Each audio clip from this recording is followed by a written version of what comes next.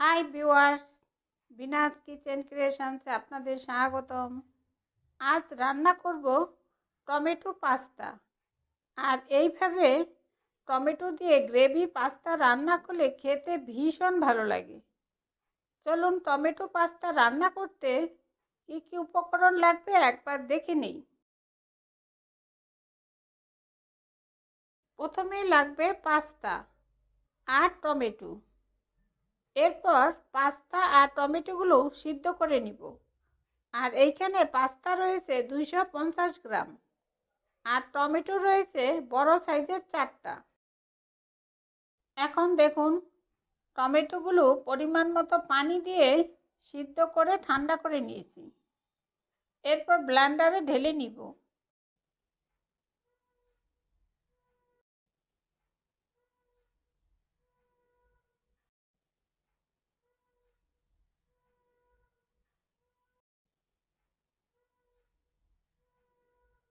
আর দিব 1 চা চামচ কর্নফ্লাওয়ার।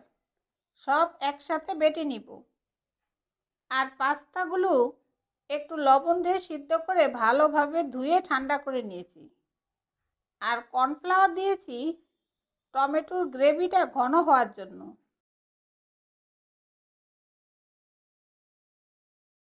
এখন পাস্তাতে দেওয়ার জন্য 2টা ডিম ফেটিয়ে নিয়েছি। আর কড়াইতে পরিমাণ মতো তেল দিয়ে নিয়েছি। এরপর একটু লবণ দিয়ে ফেটিয়ে নেওয়া ডিমগুলো দিয়ে ঝুরি করে ভেজে নিব।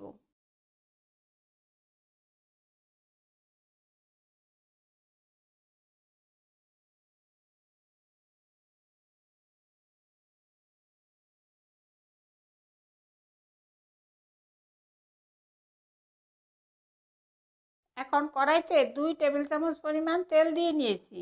আর তেল ভালোভাবে গরম হয়ে গিয়েছে। এরপর দিব 1 টেবিল চামচ পরিমাণ রসুন কুচি দিয়ে রসুনগুলো হালকা গোল্ডেন ভাজা হওয়া পর্যন্ত অপেক্ষা করব।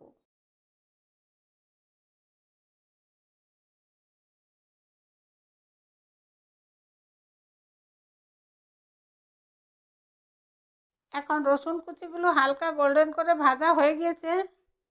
এরপর দিব বড় করে কাটা আধা কাপ পেঁয়াজ,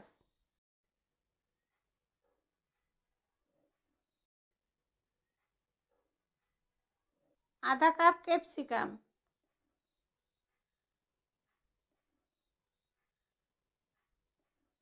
1 টেবিল চামচ পরিমাণ সয়া সস,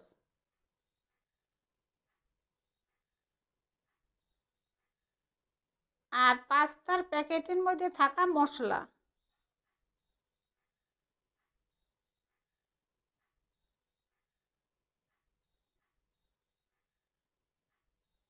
আধা চা চামচ গোলমরিচের গুঁড়া,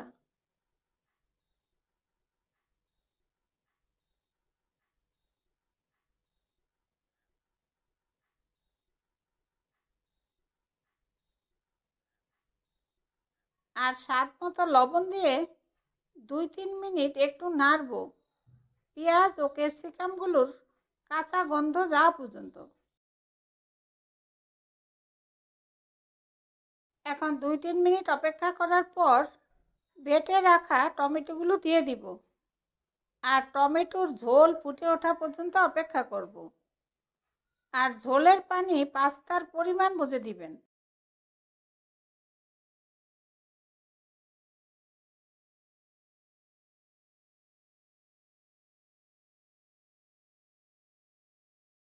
এখন টমেটোগুলো ফুটে উঠেছে।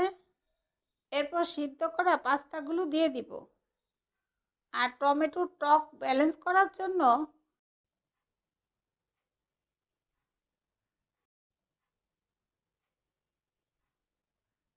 1 চা চামচ চিনি দিয়ে ভালোভাবে মিশিয়ে নিব। আর এই সময় লবণ চেক করে দেখব। এরপর একটু ঘন হওয়ার জন্য 2-3 মিনিট অপেক্ষা করব।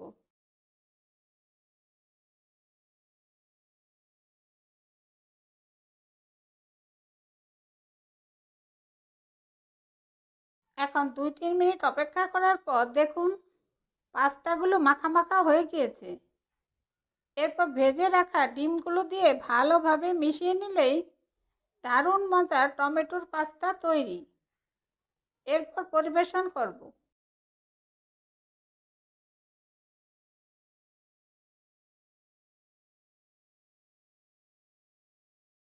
তৈরি হয়ে গেল ভীষণ মজার টমেটো পাস্তা।